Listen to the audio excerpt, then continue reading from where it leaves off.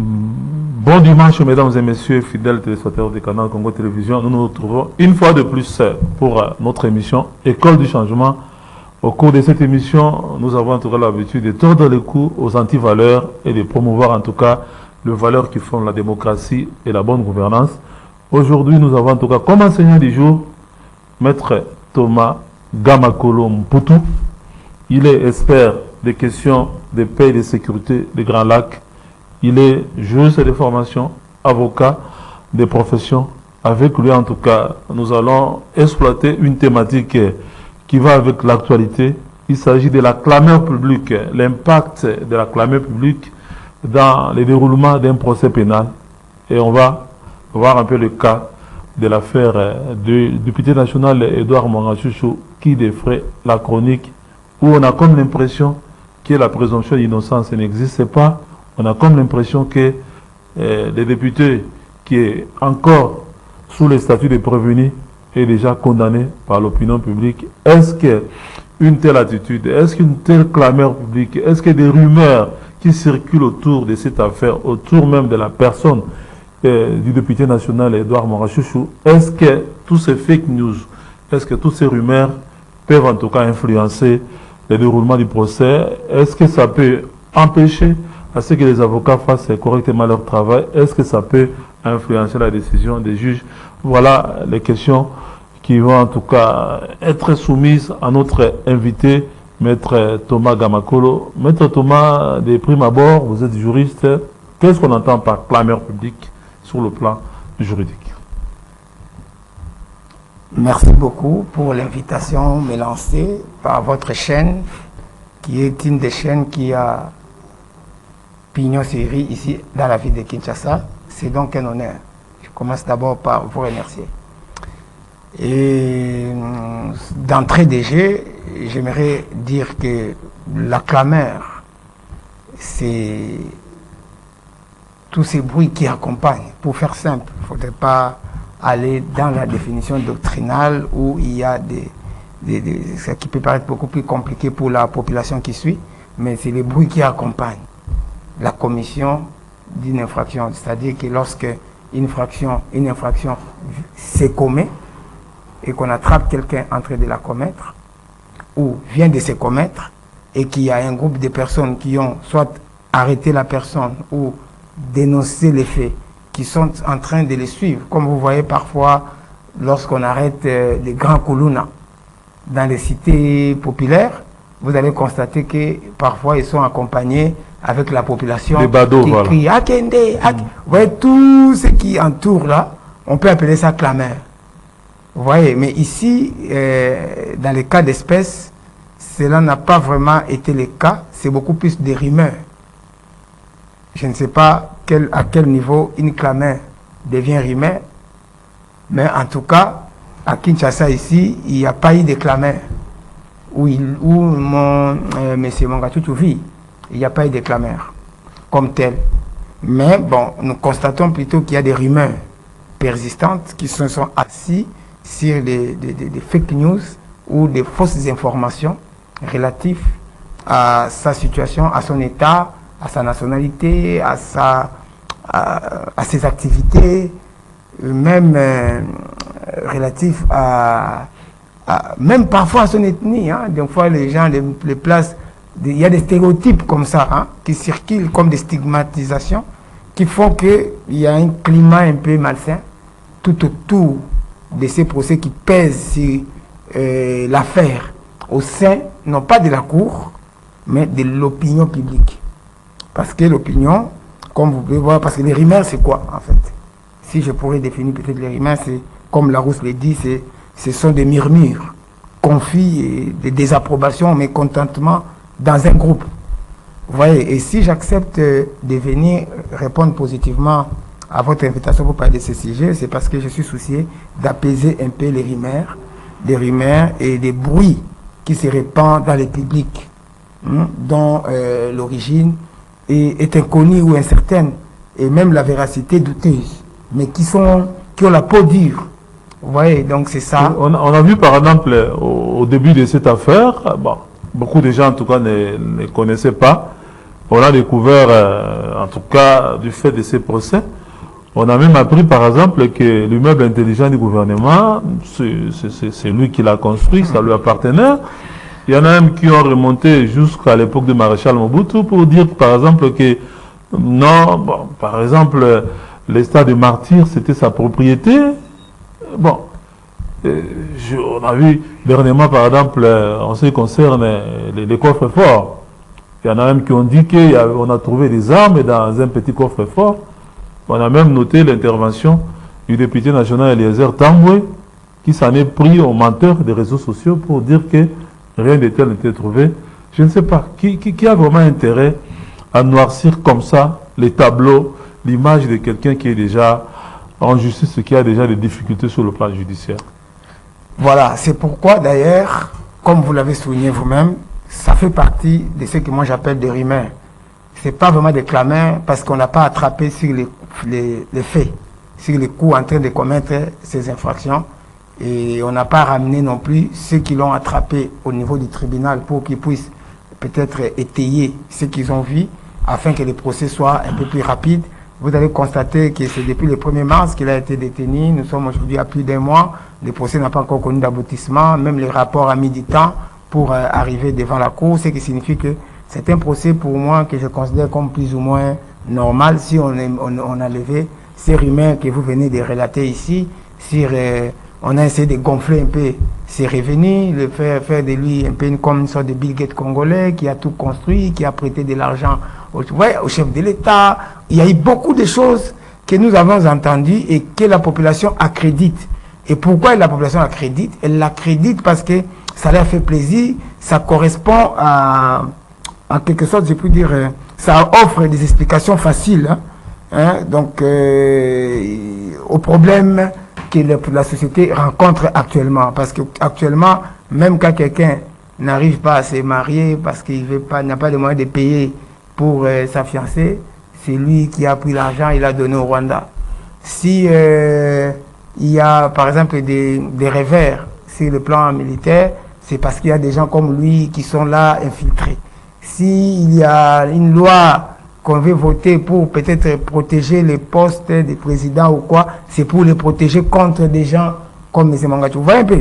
Donc il est devenu un peu, malgré lui, et nous regrettons cet état de fait, comme un bouc émissaire. Parce que les rumeurs ont ceci de particulier, elles offrent des réponses simples.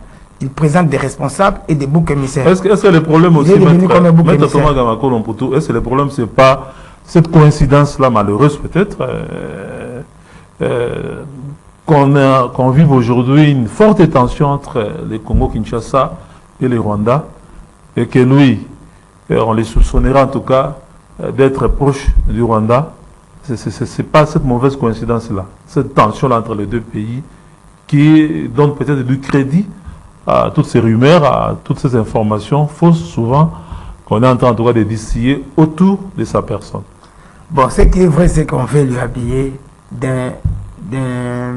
la victime de M. Mangachu, qui est victime de ces rumeurs.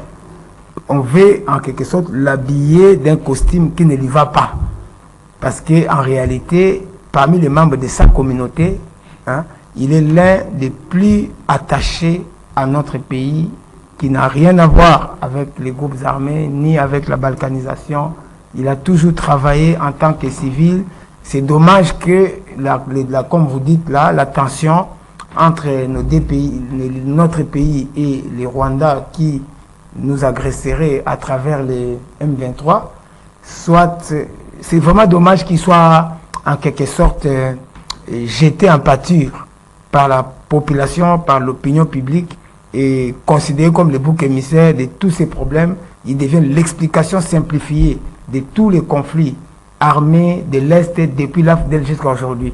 Et je crois que cela pèse quand même au sein de l'opinion qui, en quelque sorte, croit avoir attrapé le diable de la République et réclamerait, à travers tous ces rumeurs, en quelque sorte, une sanction exemplaire contre quelqu'un qui, selon toute évidence, peut être acquitté par la Cour ou condamné selon les cas en fonction du dossier. Vous comprenez? Et le problème ici, notre souci, quand je viens dans une telle émission, c'est que les gens qui montrent de telles rumeurs ne s'imaginent pas toutes les conséquences que ces rumeurs peuvent avoir sur la dignité de quelqu'un, combien ça peut les discréditer et les rendre même infréquentables. Vous comprenez? Alors que pendant qu'il est devant les juges, devenir infréquentable, être l'objet des discrédits ou même la personne, quand elle perd la reconnaissance des autres, même de ses pairs.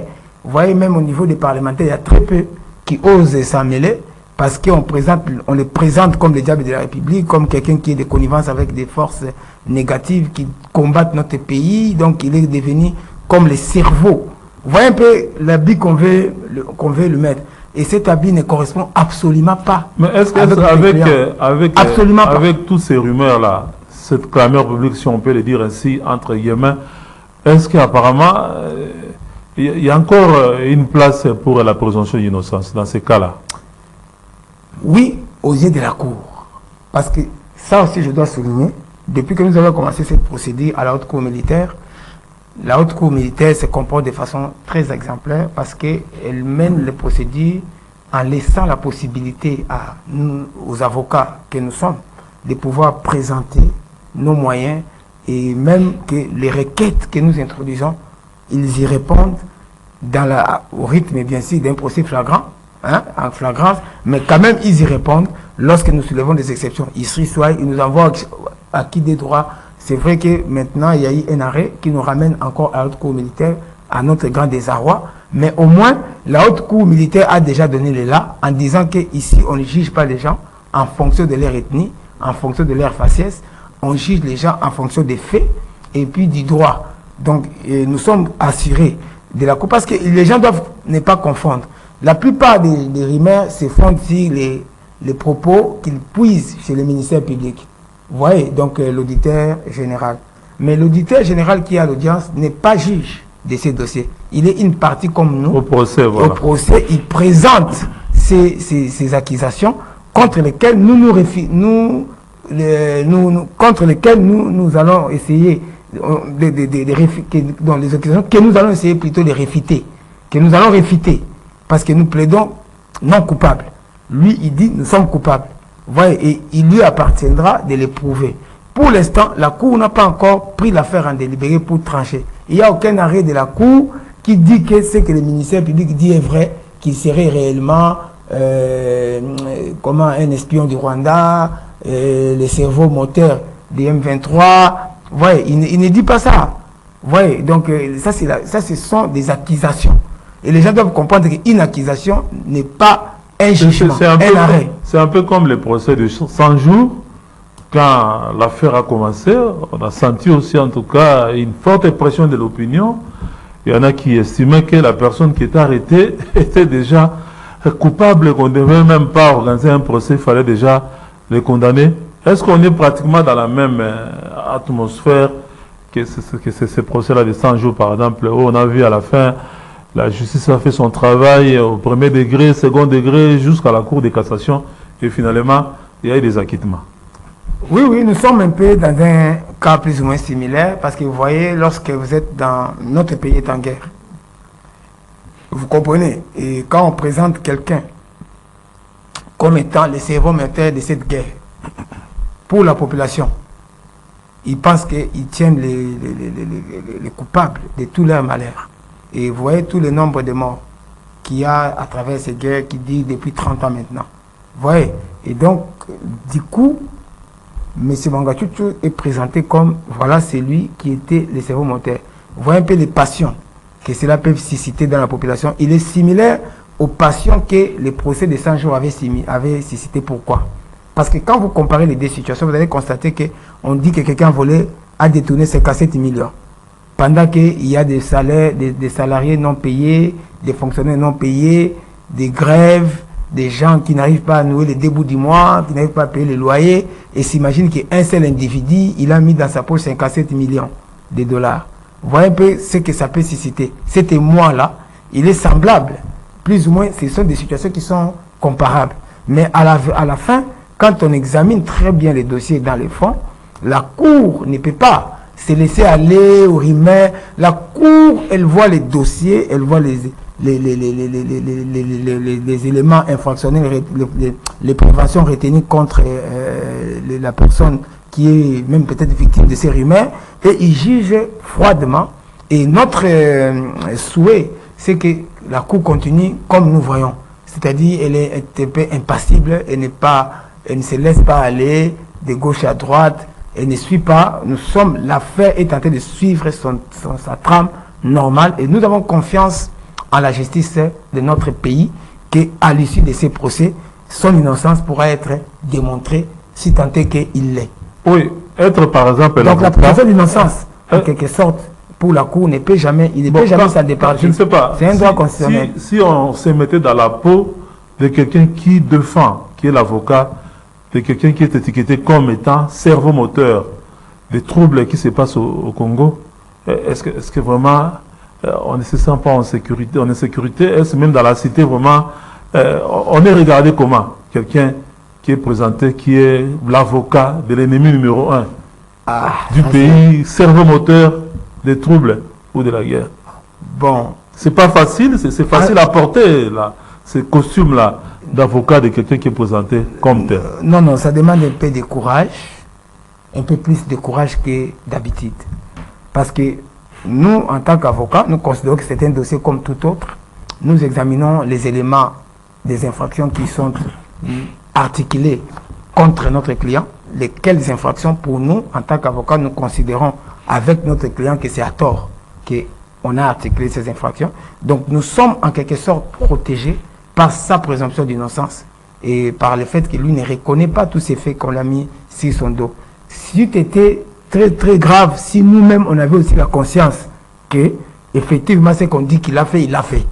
Ouais, en ce moment-là, on serait beaucoup plus inquiet. Mais nous sommes quand même inquiets dans la mesure où on vous reconnaît en chemin, même aux yeux de certains de vos collègues, on vous prend en partie. Et parfois, vous entrez, pendant que vous venez au procès, vous dites, bon, nous venons pour les députés, par exemple, Edouard Mongote. Vous voyez les regards même de la personne, bon, on vous regarde comme un extraterrestre. Ce sont des choses qui pèsent, parce que vous entrez avec. Mais quand vous commencez le travail, comme nous sommes professionnels et que nous commençons à examiner, à lire les dossiers, à lire les infractions, à essayer de les disséquer, à répondre aux questions ou à assister notre client pendant qu'il répond aux questions, tout ça. Là, nous faisons comme tout le dossier. Il n'y a pas de problème. Surtout que la Cour ne nous prive pas la parole, elle ne nous empêche pas de nous exprimer et nous donne, quand nous levons la main, on nous accorde la parole. En tout cas, pour la Cour, moi je crois que la Cour est en train de redorer non seulement l'image même de la justice congolaise, mais les blasons que les gens ternissent parfois de notre justice. Ce qui est différent du ministère public, pourquoi? Parce que le ministère public, lui, il est un peu notre adversaire. C'est tout à fait normal, il est dans son rôle d'accusateur. Vous comprenez? Il faut que la population comprenne. Le ministère public accuse, donc il apporte les éléments de preuve. S'il l'a amené, si le ministère public a amené M. Mongachou jusque-là, c'est parce qu'il avait, d'après lui, des indices, non? De culpabilité. Donc il doit soutenir son enfant. Vous avez comme l'impression que pour l'opinion, les éléments que fournissent les ministères publics, c'est une vérité d'évangile, c'est pratiquement déjà là un jugement. Bon, cela est induit aussi par la presse, une certaine presse. D'ailleurs, même à l'audience, je pense, du 11 avril, le ministère public, c'est-à-dire l'auditeur général, a reproché à la presse de ne pas, il leur a recommandé de ne pas distiller des fausses informations dans la rue. Comme par exemple, quelle est la rumeur qui a circulé? On ouvre le coffre-fort, les journalistes reprennent la photo du coffre-fort. En bas de la photo du coffre-fort, ils mettent la photo des armes, des roquettes, des munitions, beaucoup de choses, des armes vraiment qui ne peuvent pas contenir dans le coffre-fort. Mais là, au-dessus, en petit caractère, ils écrivent la réalité de ce que, voilà, dans les coffres-forts, il n'y a pas eu grand-chose, c'était des effets personnels. Mais en tout petit caractère. Or, la population n'a pas la culture de la lecture.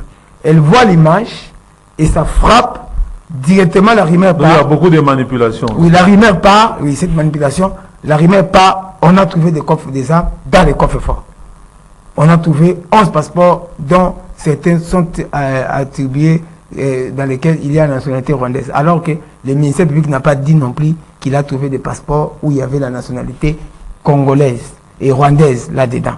Et que, voilà, il y a des vieux passeports qui sont périmés et tout. Il n'y avait pas de passeports en son nom qui portait une autre nationalité. Mais vous avez vu, la rumeur, comme les gens qui manipulent, sont contents de constater que les rumeurs acquièrent l'adhésion de la population. La recherche est du sensationnel. Oui, oui, alors ils poussent, la presse pousse, et c'est à se demander ces gens de presse-là qui ne veulent pas vérifier les sources de leurs informations. Mais souvent aussi, ce ne sont pas vraiment des journalistes qui le font, c'est des gens il y a des chaînes quand même qui ont opinion sur voilà. Il y a les réseaux sociaux. Les réseaux sociaux, effectivement, ont amplifié. Depuis toujours, il y a toujours eu des radios-trottoirs, comme on appelait, des gens qui faisaient cycler des fausses informations dans la rue, des formations. Les gens qui disent, ce sont des gens qui n'ont pas été témoins, qui ont entendu des gens. C'est un ami qui lui a dit, voyez un peu comment la rumeur part. Et puis celui qui prend. Parce que dans la rumeur, il y a d'abord les propagateurs. Les propagateurs, c'est qui? C'est celui qui porte la rumeur. Ensuite, il y a les contaminés. Les contaminés, c'est qui? C'est la population ou l'informé. Une personne qui a connaissance de la rumeur. Et cette personne-là, elle devient à son tour une porteuse de la rumeur. Donc, vous voyez comment ça, c'est comme vraiment le Covid, hein, comme ça s'est répandu. Ça contamine, tu contamines, et puis à la fin, vous êtes dans un environnement où plaider... C'est un peu comme juste quand les collectifs d'avocats saisissent la Cour constitutionnelle, il y a une rumeur persistante comme quoi Edouard Mongachu était libéré. Oui, et ça circulait. Nous avons vécu ça. Moi, il y a des gens qui m'ont appelé. Est-ce que votre client est libéré? Il est libéré. Non. Il y a et ce sont des gens qui font exprès de lancer ça. Et donc, je suis convaincu qu'il y a des gens... La recherche est du sensationnel ou bien... Bon, des gens qui veulent nuire, hein, qui veulent nuire. À la justice, peut-être? Non, pas la justice. Pour créer des troubles. La justice fait son travail. C'est-à-dire, il y a des politiques. N'oubliez pas que c'est un homme politique, c'est aussi un homme d'affaires. Il y a aussi une concurrence économique dans la région là-bas, du Nord Kivu, des grands lacs en général, des Massissi. Il y a une concurrence économique. Il est aussi victime d'avoir initié une société qui avait réussi. Vous comprenez? Il est toujours député, il est toujours à l'Assemblée nationale depuis au moins, au Parlement, depuis au moins 2006. Il y a aussi des concurrents politiques qui peuvent avoir des officines, travailler à ces rumeurs et les lancer. Vous voyez, essayer un peu d'alimenter la population tout en maintenant la population dans un climat où il doit absolument réclamer vengeance. C'est un peu comme l'existence, je ne sais pas, d'un aérodrome, d'une piste d'atterrissage dans sa ferme à Kinshasa-Sele. Oui, il y a eu aussi une rumeur comme ça. C'est pour tordre le cou à tous ces gens de rumeurs que nous acceptons parfois, parce que les gens ne comprennent des fois pas, mais comment vous êtes avocat, mais vous venez encore. Mais parce que c'est important, il y a deux phases. Il y a un procès dans le public, il y a un procès devant les cours et tribunaux. Et quand devant le public, il est déjà condamné. Oui, quand nous constatons que devant le public, il est déjà condamné, ce n'est pas aussi bon de laisser toujours des fausses rumeurs. De temps en temps, il faut apporter la bonne information. Il a une ferme, effectivement, et un peu plus loin, je ne sais pas si à Kimpoko ou quoi, comment on appelle ça, il peut pas y avoir des pistes là-bas. Des pistes d'atterrissage avec des rampes de lancement de missiles pour abattre des avions. Vous voyez, ce sont des choses comme ça que la population aime entendre. Et ce qui est grave, c'est quelque chose comme j'ai remarqué, pourquoi la rumeur passionne? La rumeur passionne parce que cela nous fait plaisir d'abord à nous-mêmes qui l'entendons. Ça correspond à ce que nous voulons entendre. Hein? Et lorsque ça nous fait plaisir, non seulement à nous qui propageons, mais aussi à ceux qui entendent, parce que ça porte des explications. Et ces explications ne sont pas savantes. C'est simple. C'est moins compliqué. Tout le monde ne peut pas suivre une émission comme celle-ci et comprendre exactement. Mais il peut comprendre que non, on a fait une piste et ça nourrit l'imaginaire populaire. Il y a des fantasmes. Et comme il y a des conflits entre nous et le Rwanda, et qu'il est dans une communauté où qu'on associe facilement au Rwanda. Vous comprenez? Et donc, pour les gens, c'est vraiment... Donc, ça doit absolument être vrai. Donc la rumeur tombe sur une terre fertile. Voilà. Donc, tu vois, ça crée le bouillon de culture pour que la rumeur puisse prospérer. Et c'est très dangereux. C'est très dangereux. Pourquoi? Parce que même les gens qui créent des ces rumeurs n'imaginent pas toutes les conséquences que cela peut avoir dans la vie d'un individu qui est discrédité, qui perd la reconnaissance des siens, qui devient infréquentable. Vous ne sentez pas que même beaucoup de députés s'élèvent pour même fustiger, ne serait-ce que, ne même solliciter, même seulement que leurs collègues soient placés en résidence surveillée ou arrêter la détention, ne serait-ce que pour qu'ils viennent se présenter en détenu libre. Alors qu'il y a par exemple l'article 107 de la Constitution in fine qui permet au Parlement, pendant la session, de surseoir ou de suspendre la détention ou d'un de leurs membres ou même les poursuites pénales qui ont été enclenchées pendant que c'était hors session. Ils ont le droit, ils l'ont fait pour Jean-Jacques Mamba. On pouvait aussi le faire pour lui, mais dans ces conditions de l'humain, vous comprenez, ce n'est pas seulement par rapport à la Cour. À la Cour, je ne pense pas vraiment que la Cour peut céder à ce genre de La Cour est en train de faire correctement son travail. Il fait correctement son travail. Elle fait plutôt, voudrais-je dire, correctement son travail. Mais c'est par rapport, par exemple, au soutien dans le public. Oui, dans le public et au soutien qu'il pouvait notamment avoir de l'organe auquel donc votre client devient comme un pestiféré. Voilà. Même ceux qui les côtoyaient avant ne viennent plus. Ils ont peut-être envie d'aller le voir en prison parce que sa santé non plus n'est pas vraiment très rassurante. Mais ils vont se dire, bon, si je vais là-bas, on me voit avec lui, que j'étais allé le voir, je serai étiqueté. Parce que ça devient comme un acte patriotique de l'isoler.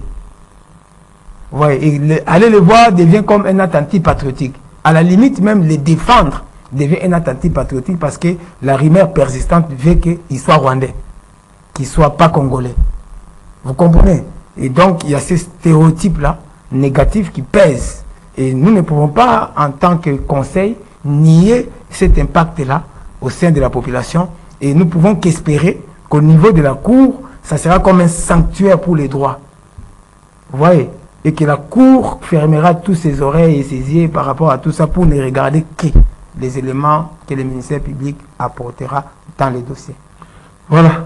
Merci beaucoup, maître Thomas Gamakolo. Vous êtes expert aux questions de paix et de sécurité de la région des Grands Lacs. Nous sommes en train, avec vous, d'aborder la thématique de la clameur publique et son impact sur le déroulement d'un procès pénal, cas de l'affaire du député national Edouard Mwangajuju.